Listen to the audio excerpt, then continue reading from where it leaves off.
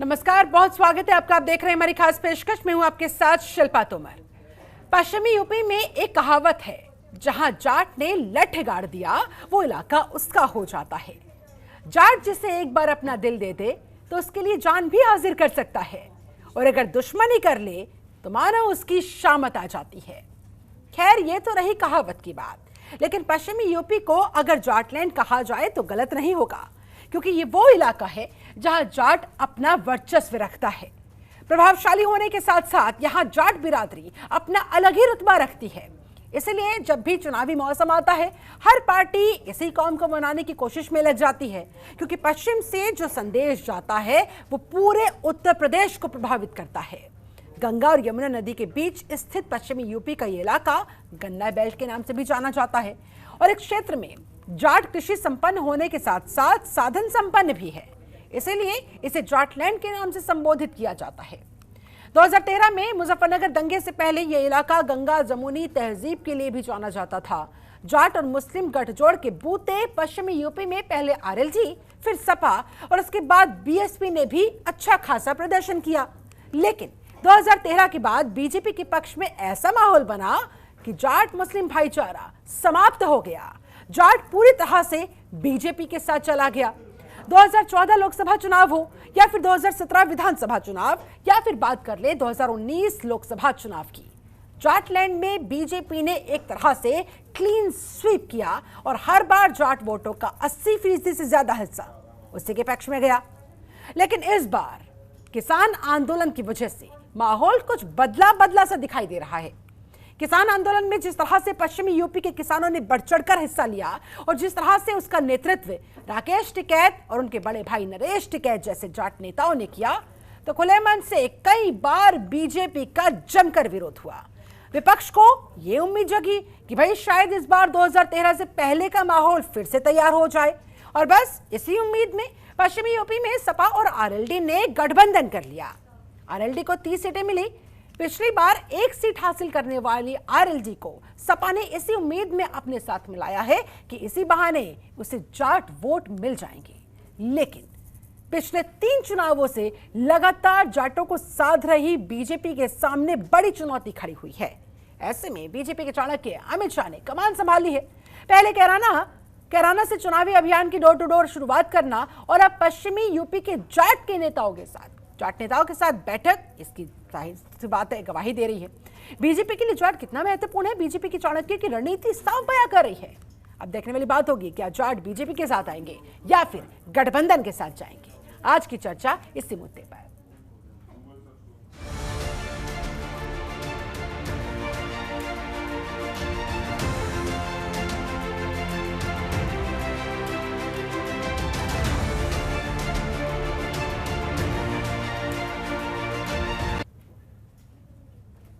और इस मुद्दे पर चर्चा करने के लिए हमारे साथ एक खास पैनल इस समय जुड़ चुका है। पैनल का मैं तारुफ आपसे करवा देती हूं। कंचन द्विवेदी जी हमारे साथ जुड़ी हुई हैं, बीजेपी प्रवक्ता है, बहुत बहुत स्वागत है आपका। कपिल श्रीवास्तव हमारे साथ मौजूद हैं, समाजवादी पार्टी के प्रवक्ता है, बहुत स्वागत है आपका। रोहित अग्रवाल हमारे साथ जुड़ चुके हैं, आरएलजी के प्रवक्ता हैं, आपका भी बहुत बहुत स्वागत। और अब से थोड़ी ही देर में चौधरी नीरपाल भी हमारे साथ जुड़ेंगे, प्रदेश अध्यक्ष अखिल भारतीय जाट महासंघ के। जब तक चौधरी नीरपाल जी हमारे साथ जुड़े, उससे पहले मैं सबसे पहले रुख करना चाहूंगी कंचन द्विवेदी जी, आपका। बीजेपी क्या करने की कोशिश कर रही है इस समय?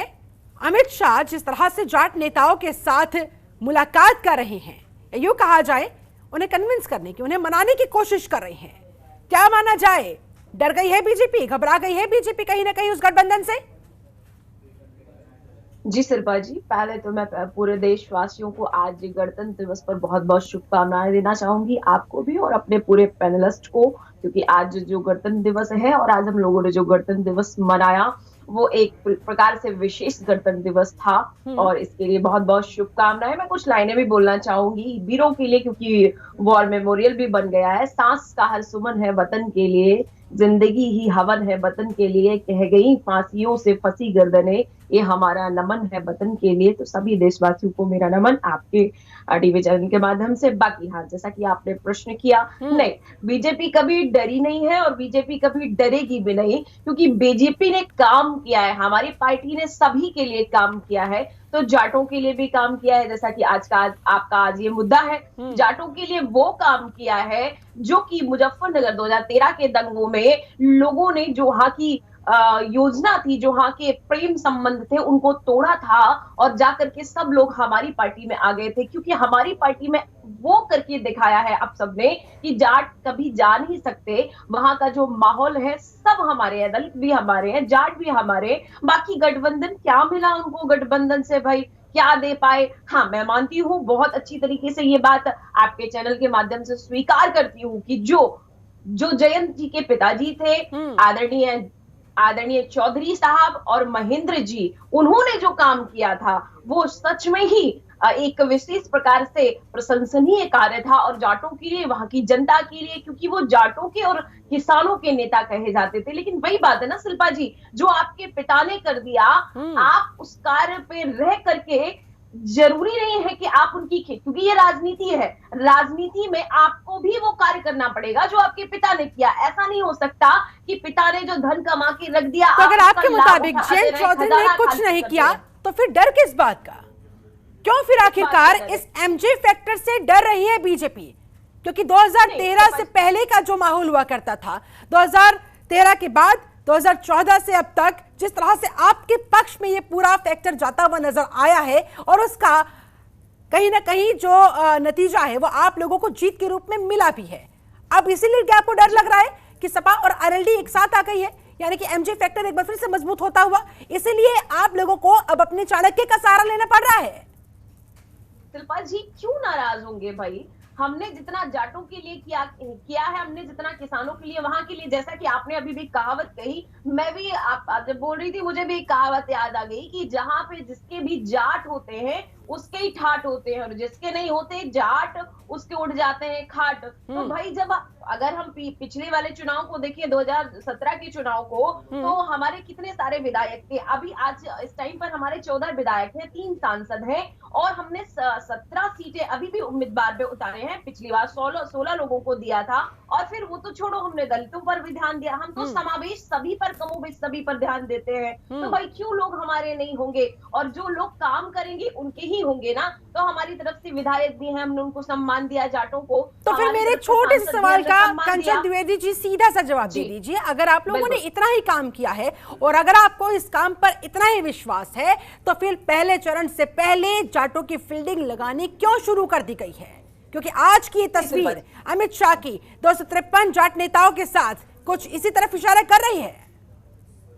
नहीं, ये तो हमारी कार्यविधि है और कार्य योजना है, और इसमें तो सभी जगह जाना है, सभी लोगों के से एक बार बोलना है कि भाई आपका चुनाव आ रहा है और आपको ये तो नॉर्मल सी बात है, नॉर्मल प्रक्रिया है। ये कोई ऐसा नहीं है कि हम मनाने जा रहे हैं या हमारे अमित शाह जी किसी को रिझाने जा रहे हैं। नहीं, ये तो जनता खुद, क्योंकि जनता मूर्ख नहीं है, और हम लोग अब उसको ऐसे जा करके चुनाव के टाइम पर उसको ऐसे बहला फुसला नहीं सकते। जो हमने काम किया है उस पे कमोवेश वो हमको ये फल और फलनुमा देने वाला है, वो सबको देगा। ये तो केवल एक चुनावी प्रक्रिया है जो जिसका कोई मतलब नहीं होता, बस केवल एक बार दरवाजे पर जाना होता है और अपनी एक प्रार्थना करना होता है, एक दिखाना होता है। ये एक केवल प्रक्रिया मात्र है और कोई ठीक है। जो आपको नॉर्मल दिखाई दे रहा है कहीं आपके लिए शॉकिंग फैक्टर ना हो जाए।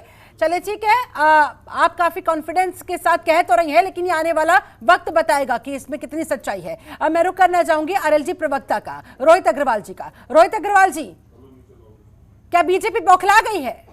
क्या सपा आरएलडी के साथ आने के बाद एमजे फैक्टर मजबूत होता हुआ दिखाई दे रहा है बीजेपी को, और इसी बात से बीजेपी की, खास तौर पर बीजेपी की चाणक्य की, अमित शाह की नींदें उड़ गई है?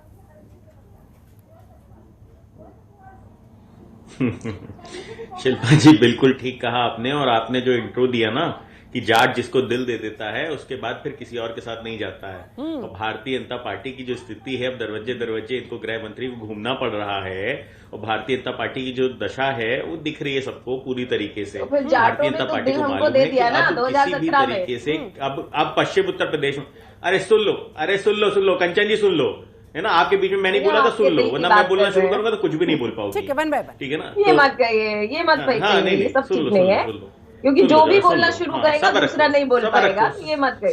सबर रखो। अरे अभी 10 मार्च दूर है, 10 मार्च दूर है, अभी बौखलाहट अपनी संभाल हम के आपके रखो। हृदय की बात है कर 10 रहे मार्च थे, को हम कहाँ कुछ कह रहे हैं, हम अभी तो रुक आपके जाओ। हृदय की बात कर रहे हैं। मुद्दे पर कंचन जी प्लीज, मैडम 10 मार्च उन्होंने पूरा करने दिया।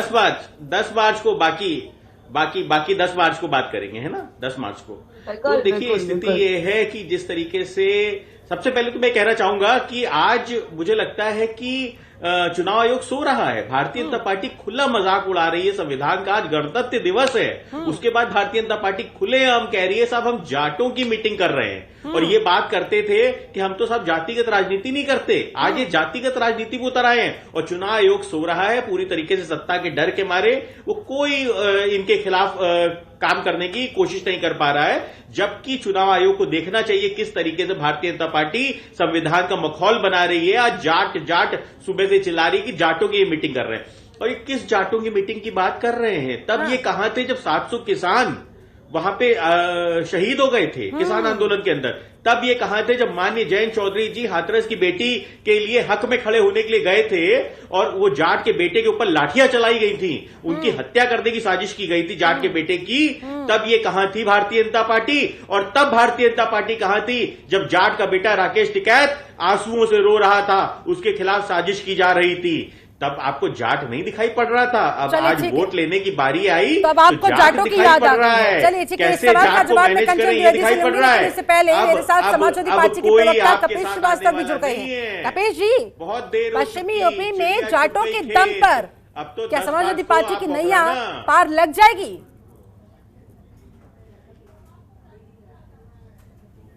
एक बार प्रश्न फिर से दोहरा दें। पश्चिमी यूपी में जाटों के दम पर क्या सपा की नैया पार इस बार लग जाएगी?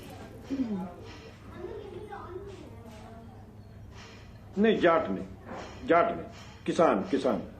किसान। भाजपा है परेशान क्योंकि उन्होंने किया है हैरान और परेशान किसानों को। और ये किसान ही है जो मूल में है भारत के और भारतीय संस्कार के। तो जाट में अगर ये किसान में जाट खोज रही हैं, मुसलमान खोज रहे हैं, तो ये गलत कर रहे हैं। यहाँ मसला किसान, ना जाट और ना मुसलमान। लेकिन परेशान इसलिए हैं कि पश्चिमी उत्तर प्रदेश में जो ये गंगा जमुनी सभ्यता का एक तस्वीर, एक तकदीर खींची गई थी, आजादी के पहले भी और आजादी के बाद भी। आपने अपने एंकरिंग में स्वयं इस बात को कहा कि जिसको ये दिल दे देते हैं, तो दिल जिसको भी दिए हुए थे उनका भी नाम आपने बताया था कि ये उनके साथ थे।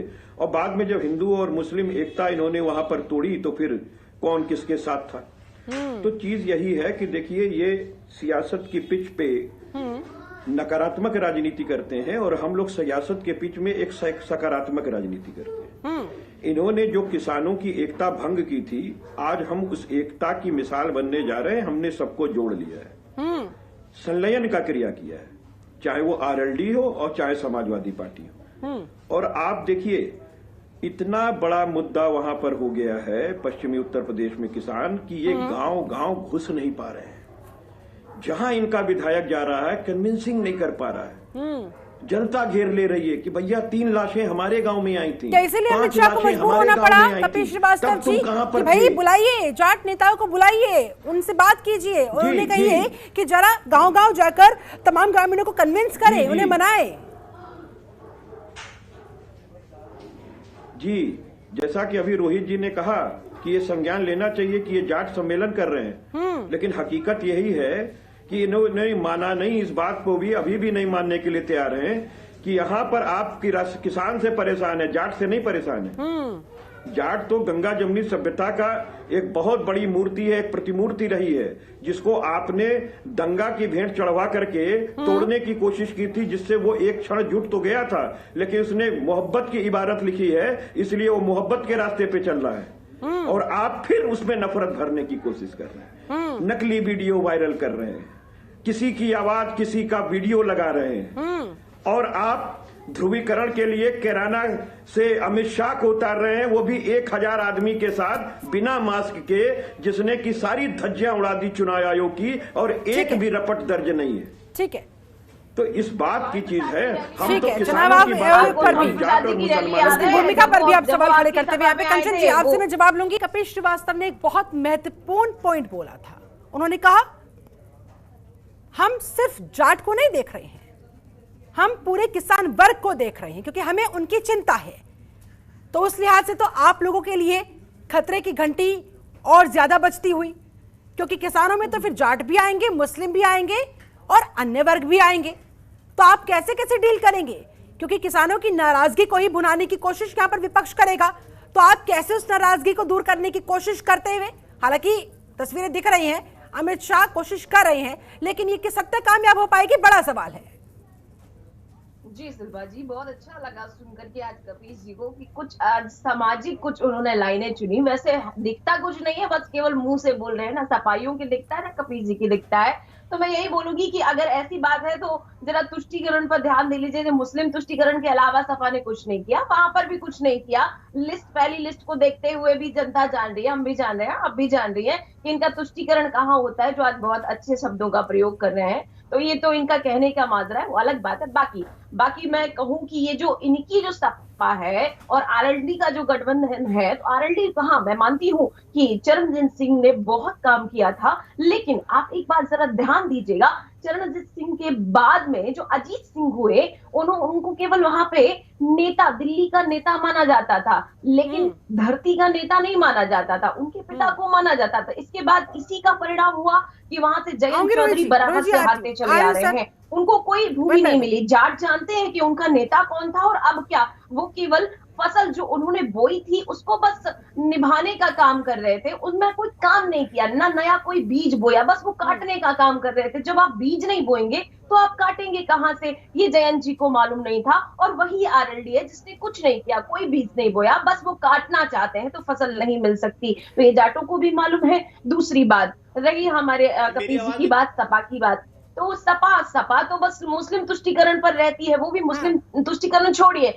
वो भी अत्याचारियों के बल पर रहती है, वो भी गुनाहगारों के बल पर रहती है। कैटेगराइज कर ही नहीं रहे। आपने मेरे सवाल नहीं सुना, मेरा सवाल ये था कि वो जाट मुस्लिम कर ही नहीं रहे, कह रहे हम तो भाई पूरे के पूरे वर्ग को साथ देंगे, पूरा का पूरा किसान वर्ग हमारे साथ है, क्योंकि वो आप लोगों से त्रस्त हुआ है और किसान आंदोलन में उसकी बानगी भी देखने को मिली। किसान अगर त्रस्त होता तो वो बीजेपी में नहीं आता। किसान पहले से ही पता था कि वहां पे, मैं यही बताने की प्रयास कर रही हूँ कि जयंत जी उनके नहीं थे, सपा उनकी नहीं थी, इसीलिए वो बीजेपी में आए ना। उनको ऑलरेडी मालूम, पहली बात मेरी बात सुनिए। और जो किसान वाला ठंड में, जाड़े में, गर्मी में किसानों को कुचल दिया गया। इनके गृह राज्य मंत्री के बेटे ने किसानों को कुचल देने का काम किया, इनको दिखाई नहीं पड़ता। इनको दिखाई क्या पड़ता है, वोट जब लेने की बारी आई तब इनको सारे किसानों के हित समझ में आ रहे हैं। अरे अब नहीं मिलना, अब छोड़े थे ना खेतों में, प्लीज वो भारतीय जनता पार्टी की खेती भी चल हमारे साथ एक और खास मेहमान इस समय जुड़ चुके हैं, चौधरी नीरपाल जी, प्रदेश अध्यक्ष हैं अखिल भारतीय जाट महासंघ के। उनकी बात भी सुन लेते हैं जरा, बहुत महत्वपूर्ण होगा। चौधरी नीरपाल जी, क्या कह रहा है जाटों के बीच माहौल इस समय, क्या लग रहा है सर, जाट किसकी तरफ आगे बढ़ते हुए, और अमित शाह जो इस समय जाट नेताओं के साथ मुलाकात कर रहे हैं, क्या होगा, क्या बदलेगा इस बैठक के बाद? बिरादरी से है, ताल्लुक रखता है, किसान बिरादरी से है, ताल्लुक रखता है, किसान है, और इस बार किसान बिल्कुल भी किसी भी कीमत पर भाजपा के साथ नहीं जाएगा। जहां तक जाट समाज का सवाल है, पूरा जाट समाज राष्ट्रीय लोकदल जयंत चौधरी जी के साथ जाएगा। नीरपाल जी जरा बताएं कि नाराजगी किस बात को लेकर है, क्या सिर्फ कृषि कानून की वजह से नाराजगी बनी हुई है, या फिर कुछ और भी मुद्दे हैं जिन पर किसान बात करना चाहते हैं लेकिन सरकार नहीं सुन रही थी, इसलिए वो नाराजगी अब वोट की चोट के जरिए निकलेगी? हाँ बिल्कुल, आप सही कह रहे हैं। इस बार जो नाराजगी सबसे बड़ी यह है कि हिंदुस्तान के इतिहास में पहली बार ऐसा हुआ है, किसानों ने इतना बड़ा आंदोलन किया है जिसमें 750 किसानों ने अपनी शहादत दी है, शहीद हुए हैं, उनके परिवार आज इतने परेशान हैं। और ये जितने भी किसान बैठे थे इसमें 90% जाट समाज से थे। जी। तो वो पीड़ा जो है, उसके बाद सरकार ने, अब आप देखिए, हमें बीज नहीं मिला, खाद नहीं मिला, डाई यूरिया, हम कितने परेशान रहे, डीजल पेट्रोल के दाम कहाँ बढ़ गए, तो किसान कितना परेशान है। और इस चीज को किसान बिल्कुल भूलेगा नहीं किसी भी हालत में।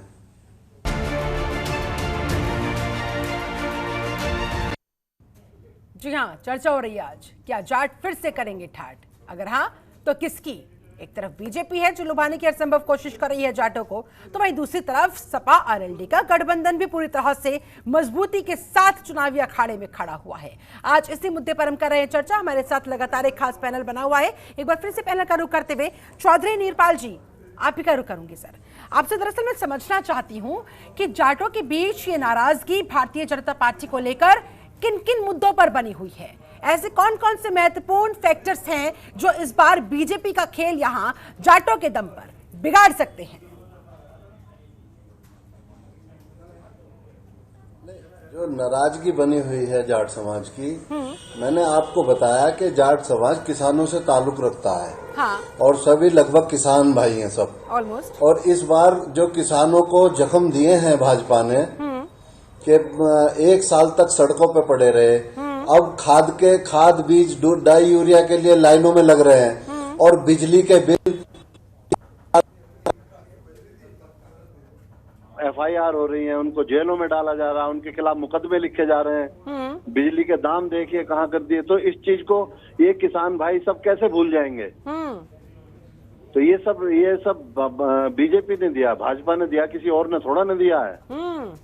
तो किसान इतना परेशान है, इतना दुखी है। बात राष्ट्रीय लोकदल की या गठबंधन की नहीं है। अब सब किसानों की मजबूरी है। किसान सब, इनके सामने विकल्प कोई नहीं है। राष्ट्रीय लोकदल और समाजवादी पार्टी का जो गठबंधन है, ये विकल्प है उस किसान भाइयों के सामने। तो क्या ये किसानों की मजबूरी अब समझी जाए कि भाई बीजेपी से तो अत्यधिक नाराजगी है, वहां तो जाना चाहते नहीं है, विकल्प में सिर्फ सपा आरएलडी का गठबंधन है, तो क्या ये मजबूरी मानी जाए किसानों की? हाँ, ये किसानों की मजबूरी, क्या जरूरत है, क्योंकि परिवर्तन चाहते हैं। इतना दुखी हुआ है किसान, इतना परेशान हुआ है। अभी आप देखिए, इन्होंने कहा परेशान हुआ है। अभी आप देखिए, इन्होंने कहा 14 दिन के अंदर पेमेंट मिलेगी, 15 दिन के अंदर गन्ने की। अभी तक हमारी पेमेंट पिछले साल की नहीं मिली, उससे पिछले साल की नहीं मिली। 12,000 करोड़ रुपया बकाया है चीनी मिलों पर। अब तक किसानों का 2 साल पहला पैसा नहीं दिया। ये कहते हैं 15 दिन के अंदर पेमेंट कराएंगे, तो किसान इनको कैसे वोट दे देगा? किसान कैसे आप लोगों को वोट दे दे? कंचन द्विवेदी जी, आप लोग अगर इस गलतफहमी में है कि सिर्फ कृषि कानून की वजह से किसान नाराज है, नहीं, सुनिए जरा, बढ़ती हुई महंगाई जो किसानों की कमर तोड़ रही है, और जो कुछ भी उनके साथ, उनके परिवारों के साथ इस पूरे किसान आंदोलन के दौरान हुआ, किसान भूल नहीं सकता। कंचन जी। जी शिल्पा जी, मैं बखूबी सुन रही थी, बहुत अच्छे से सुन रही थी। वही बात है ना, जब कुछ नया हो जाता है या कर दिया जाता है, मैं कहूँ कर दिया जाता है, तो लोग पिछले वाला भूल जाते हैं। वही हमारे अध्यक्ष जी बोल रहे थे।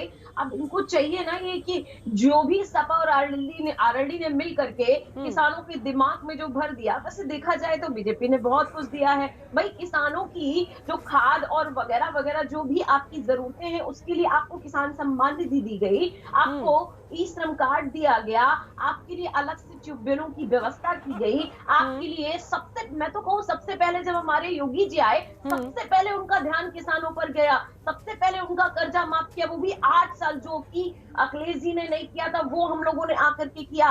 दूसरी बात ये भी जोड़ते हुए कि इस टाइम महामारी चल रही थी आपके यहाँ, तब भी इन सब योजनाओं को लागू आपके लिए किया गया। दूसरी बात, आप कोई आए और आपको किसी ने भड़का दिया, आप जाकर के उन एक जिदों पर बैठ गए, वो जिद भी आपकी बीजेपी ने पूरी की, मैं बीजेपी नहीं कहूँ, सरकार ने पूरी की, आपकी योगी जी ने, आदरणीय मोदी जी ने पूरी की, फिर भी आप कह रहे हैं कि आपके लिए काम नहीं हुआ। बात वही है ना कि आप थोड़ा पीछे नहीं जा रहे, थोड़ा पीछे जाइए ना।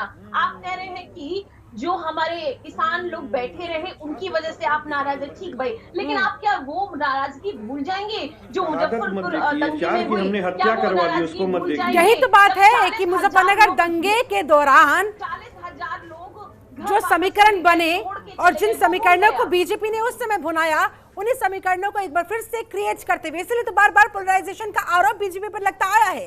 कपिल श्रीवास्तव, अब आप लोगों को साबित करके दिखाना होगा सर कि सपा और आरएलडी का ये जो गठबंधन बना है, ये गठबंधन किसानों के लिए, जाटों के लिए मजबूरी नहीं बल्कि उनकी जरूरत बने। देखिए शिल्पा जी, आपको इसी समय दिख गया, इनसे मैडम ये पूछिए, चाहे पाल साहब हो या हमारे अग्रवाल साहब हो, हाँ। और आपने एक चीज देख लिया कि हम लोगों ने किसानों की बात की, लेकिन ये घूम फिरा करके मुजफ्फरनगर दंगे की बात कर रही हैं, और ये बताती नहीं है कि साहब उस दंगे में जो 60 लोग हलाक हुए थे, उनके आरोप सब हमारे नेताओं पर हैं। ये नहीं बताती हैं कि संगीत सोम के ऊपर हैं, सुरेश राणा के ऊपर हैं, गुड्डू खटीक के ऊपर हैं। ये भूल जाती हैं कि मुख्य आरोपी कुलदीप हैं, है ना। ये सारी चीजें भूल जा रही हैं कि ये हमने करवाया था, ये हमारे नेता हैं जो बीफ कंपनी से चंदा उठाते हैं, जो बीफ कंपनियों के निदेशक हैं। ये सारी चीजें बताना भूल जाती हैं और इनको मालूम ही नहीं है कि कई चैनलों पर हमारी बहन बैठी, हमको ये बताना पड़ा इनको कि भाई देखो ऐसा है, मैंने इनको ये अच्छा इनको इतनी खुजली है, सुनिए आपको इतनी खुजली है कि आपको दूसरों में इंटरप्ट करना है, और ये भूल जाती हैं कि जब हम बोलना शुरू करेंगे तो फिर खैर मांग लोगी। अखिरुद्दीन इंडिया टीवी पे बोल नहीं पाई ये कुछ। ये सब मत करिए कपिल जी, हम बोलना शुरू करेंगे ना, जनता का समझाया नहीं होना चाहिए, ये सब मत बोलिए। आप अपनी हैसियत में सिर्फ मत बताइए, यहाँ पर द्विवेदी को बोलना नहीं आता हमारी है, हैसियत इसके में पास मत तर्क जाइए। नहीं है, आपकी पढ़ के नहीं बैठती है जो आप बता और रहे इनको हैं, जानकारी नहीं होती है, जो आप ये इनको बता रहे जानकारी हैं नहीं है। आपको और क्या आप देखिए जानकारी है, अपने ही पता चल रहा अपनी है। गद्दारों की बात आपकी नहीं क्या कर रही जानकारी है, है? और इन्हीं के ये गद्दार जो है आप वो अपने गद्दारों की दंगेबाज बात हैं, करिए ना, इन्हीं के शुरू गद्दार करिए, हम जाट भी और मुस्लिम करेंगे। एकता आप करिए तोड़ने वाले आजम खान की हैं। बात, ये दंगेबाज आप करिए तड़ीपार आजम खान की पहुंचा था बात, किराना में, चलिए ठीक है, हम भी हमारे आरोपियों का हम बात दंगेदार करिए, हम जाट भी और करेंगे। मुस्लिम आप एकता करिए तोड़ने आजम वाले खान की हैं। बात, ये दंगेबाज आप करिए तड़ीपार आजम खान की पहुंचा था बात, किराना में, चलिए ठीक है, हम भी हमारे आरोपियों का हम बात करेंगे, ठीक है, तो बात करते हैं। तो ये करिए किराना के जो सम्राट हमारे अमित शाह जी हैं, ये कितना भी हो तो किसान एकता नहीं छोड़ सकते। इन्होंने जाटों की ही हत्या की है, इन्होंने जाटों के ऊपर 756 किसानों को शहीद कराया। ये भारतीय जनता पार्टी जाट विरोधी पार्टी है। इन्होंने जाटों से कहा था कि हम तुम्हें आरक्षण देंगे, इन्होंने आरक्षण देने का काम नहीं किया, इन्होंने जाटों के पीठ में छुरा भोंकने का काम किया है। आज वही जीत, आज वही किसान इनके पीठ में छुरा उतारने के लिए तैयार है, और भारतीय जनता पार्टी को गुस्सा इल्म नहीं है। आज इतनी जो छटक रही है हमारी बहन, मुझे आगे बढ़ना होगा। चौधरी नीरपाल जी आपके पास आऊं, लेकिन उससे पहले रोहित अग्रवाल जी, इन्होंने जाटों की भी हत्या की है। ठीक है Kapil ji, please I am requesting you, Kanchan Dwivedi I am requesting you also, please one by one. Rohit Agarwal ji भी जुड़े हुए हैं, चौधरी नीरपाल जी भी जुड़े हुए हैं, सबका समय कीमती होता है, इंतजार कर रहे हैं वो sir. Please one by one debates का डेकोरम मेंटेन रखिए, please I am requesting both of you. सीधी सी बात सुने, डेकोरम जिनको मेंटेन कराना उनकी आवाज आप बंद कीजिए। मैं बोल रहा था, आपने प्रश्न मुझसे किया था, पीठ में टपकने की इनकी आदत है, तो मैं पूरे डिबेट खराब करके रख दूंगा। कपिल जी देखिए, मैं सीधी बात एक बात कह रहा हूँ कि जब मेरी बात पूरी हो गई होती तो आपको इनके पास इनको बोलना चाहिए था। आप मेरे समय में से किसी और को समय नहीं दे सकती। ठीक है, खराब कर देंगे कपिल जी। कपिल जी सही कह रहे हैं। जब कपिल जी से मैंने सवाल किया था तो कम से कम उनकी बात पूरी हो जाने देती मैडम, उसके बाद आपको जो भी आपत्ति थी अपने समय में दर्ज करवा देते। ठीक है, प्लीज तो मैं भी नहीं बोलने दूंगी उनको। 20 सेकंड्स आपके पास, प्लीज कंप्लीट योरसेल्फ। उसके बाद रोहित अग्रवाल जी का रुख करना चाहूंगी। मैं नहीं सुनूंगी आपको, मैं नहीं सुनूंगी आपको। आप होंगे जो भी होंगे, गंदी तरीके से बात करेंगे, छोड़ूंगी नहीं आपको, जान लीजिएगा। पूछ लीजिए, इतनी जानकारी अगर कंचन द्विवेदी को है, जानकारी की बात मत करिए। आप जानते हैं आपको कितनी जानकारी है, आपको पता है कितनी जानकारी है, बहुत विद्वान बनते हैं ना आप। पूछिए, इसको जानकारी नहीं है, किस आधार पर तुमने कर्ज माफ किया और किस बजट से बंद किया। कितने बरस का किसानों का आपने किसानों को भुगतान नहीं किया, कितने बरस का आपने भुगतान नहीं किया। क्यों खोलिए ना, हम भी खोलते हैं ना। आपको जानकारी नहीं, आपको जानकारी नहीं है, मुझे जानकारी नहीं है, आपको मालूम है ना। किसान की जरूरत सुनने के लिए बैठे हुए, जनता को ये सब कुछ नहीं चाहिए। ठीक है, मुझे आगे बढ़ना होगा। रोहित अग्रवाल जी, आरएलडी जो किसानों के बीच नाराजगी बनी हुई है भारतीय जनता पार्टी को लेकर, सिर्फ उसे भुनाने की कोशिश में है या फिर वाकई में आरएलडी धरातल पर उतरकर किसानों के लिए कुछ करना चाहती है? सर, क्योंकि इस बार किसानों के सामने विकल्प के तौर पर बस आप लोग हैं, वो भी सपा के गठबंधन के साथ, तो क्या आप उसे जस्टिफाई करेंगे? देखिए शिल्पा जी पिछली 3 पीढ़ियों से राष्ट्रीय लोकदल किसानों की सेवा कर रही है। चौधरी चरण सिंह जी द्वारा शुरुआत की गई थी और उन्होंने हमेशा निरंतर किसानों के हित में काम किया। चौधरी अजीत सिंह जी ने उस सेवा को बढ़ाया और उन्होंने निरंतर काम किया। आज चौधरी अजीत सिंह जी की जो आखिरी क्रिया थी वो भी किसान आंदोलन को बचाने की थी। जब 26 जनवरी पे ये लोग किसान आंदोलन को बदनाम करने की कोशिश कर रहे थे, किसान आंदोलन को दबाने की कोशिश कर रहे थे, तब चौधरी अजीत सिंह जी ने राकेश टिकैत जी के साथ खड़े होके और उनको हिम्मत बंधवाने का काम किया था। उनको फोन कॉल करके कहा था कि आपको डरने की जरूरत नहीं है, इस तानाशाही सरकार से हम आपके साथ हैं। तो चौधरी अजीत सिंह जी की जो आखिरी क्रिया थी वो भी यही थी, तो कि उन्होंने किसान आंदोलन को बचाने की पूर्ण कोशिश की और बचाया। और जिसका हमने देखा रिजल्ट क्या रहा कि भारतीय जनता पार्टी को झुकना पड़ा और इस तानाशाह सरकार को किसानों ने झुकाया और जो 3 काले कानून थे उनको वापस लेना पड़ा इस सरकार को। देखिए, अब भारतीय जनता पार्टी समझ चुकी है पूरी तरीके से कि जो किसान है, क्योंकि पश्चिम उत्तर प्रदेश में ज्यादातर जो जाट कम्युनिटी है वो किसान है, तो किसान है वो अब किसी भी धर्म के नाम पे उलझने वाला नहीं है। किसानों ने देखा है किस तरीके से गांव की अर्थव्यवस्था बर्बाद हुई है, मुजफ्फरनगर दंगों के बाद किस तरीके से हमारे बच्चे परेशान हुए हैं, किस तरीके से हमारे जो विकास होना चाहिए था वो विकास नहीं हो पाया है। लेकिन भारतीय जनता पार्टी चाहती है कि वही धर्म के नाम पे वोटिंग करवा ले, वो वही दंगों के नाम पे वोटिंग करवा ले, पर अब पूरी तरीके से वहां पे हिंदू मुस्लिम एकता है। राष्ट्रीय लोकदल ने एक मुहिम चलाई थी भाईचारा जिंदाबाद की, जिसके साथ में लोगों के मन में अभी ये फैक्टर बरकरार है? क्या अभी भी वो यादें, कड़वी यादें जहन में जिंदा है? चौधरी निरपाल जी, जरा आप बताएं, आप अखिल भारतीय जाट महासंघ के प्रदेश अध्यक्ष हैं, बेहतरीन तरीके से आप बता पाएंगे, समझा पाएंगे जाटों के दिल के हाल को, कि क्या जब जब मुस्लिम और जाट समीकरण की बात उठती है तब में है?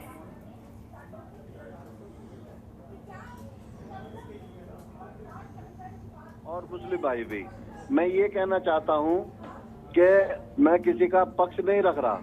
पिछली बार जो भाजपा की सरकार बनी थी, हाँ। वो भी जाटों ने बनवाई थी। पश्चिम उत्तर प्रदेश के अंदर पूरे पश्चिम उत्तर प्रदेश का जाट एक साथ बिल्कुल भाजपा पे गया था और भाजपा की सरकार बनाई थी। लेकिन जिस वक्त हम लोगों ने सरकार बनाई थी, हमने कभी ये नहीं सोचा था कि हमारे सामने ये दिन भी देखने पड़ेंगे कि हमारे बच्चे, हमारे बुजुर्ग, हमारा नौजवान सड़कों पे पड़ा होगा। और इतनी बड़ी शहादत ये जो 750 किसानों ने दी है, आप उसका रिकॉर्ड निकलवाइए, उसकी सूची निकलवाइए। इसमें 700 प्लस जाट हैं और हमारे माननीय प्रधानमंत्री जी ने एक दिन भी शोक प्रकट नहीं किया, उनके परिवार से नहीं मिले, किसी को आज तक मुआवजा नहीं मिला, यहाँ तक कि ये भी नहीं कहा कि वो किसान शहीद हुए हैं। मतलब इतना बड़ा, अब हमारे देश में इतना बड़ा जुल्म। और खाली यही नहीं है, ये तीनों कानून वापस लिए, इसके बाद एमएसपी पे कोई गारंटी नहीं दी है। गन्ने में 5 साल में कुल 35 रुपए बढ़ाए इन्होंने। बहुत उम्मीदों के साथ आपने बीजेपी को यानी कि वोट किया था तमाम किसान भाइयों ने, लेकिन खुद को फिर किसानों ने ठगा हुआ सा महसूस किया। कंचन द्विवेदी जी, आप लोगों की खातिर बीजेपी के लिए धोखा किया, समाजवादी पार्टी को दरकिनार कर दिया उत्तर प्रदेश वासियों ने 2017 में, लेकिन 5 सालों के बाद किसानों को अब लग रहा है कि भाई हम तो ठग लिए गए, जो वादे किए थे वो तो पूरे नहीं हुए, और ऊपर से किसान आंदोलन की नाराजगी अलग से। कंचन जी, प्रदेश की जो चीजें हैं, ये जो उन्नति हो रही है वो कहाँ से होती है? बिजनेस का रेट दर आप जरा देखिए ना, अगर वो जो इनकी अखिलेश जी की सरकार थी उसमें था 12 पॉइंट और हमारे टाइम में आकर के 12 से बढ़कर के 2 हो गया है। आर्थिक स्थिति नौजवानों को 6 से उठ करके 2 हो गई है। इन्होंने ठग करके ही तो देश चलाया है, इनका नाम है ठग्गू पार्टी। ये सपा के प्रवक्ता है, ये यहीं से दिख रहे हैं। ये ना केवल बदतमीजी करना जानते, जब बदतमीजी होने लगे तो समझ लेना चाहिए सपा की तरफ से, जब गुंडागर्दी होने लगे तो समझ लीजिए सपा की तरफ से हो रही है। जब धमकियां मिलने लगे तो समझ लीजिए कि सपा की तरफ से हो रही है। वही आप दिखा रहे हैं, आप कुछ गलती नहीं कर रहे हैं, आप दिखा रहे हैं कि आप सपा से हैं। आप पता, जनता को पता चल रहा होगा कि आप सपा से हैं, आप अखिलेश जी के हैं, ये बिल्कुल पता चल रहा है। आपका बोलना भी जाया हो रहा है कंचन जी, आपका बोलना भी जाया हो रहा है। दोनों में से किसी की बात समझ नहीं आ रही। खबरों के निष्पक्ष विश्लेषण के लिए सब्सक्राइब करें Janatantra TV and press the bell icon. Never miss any update.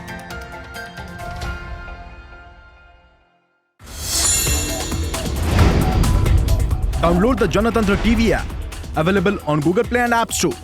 Download it now.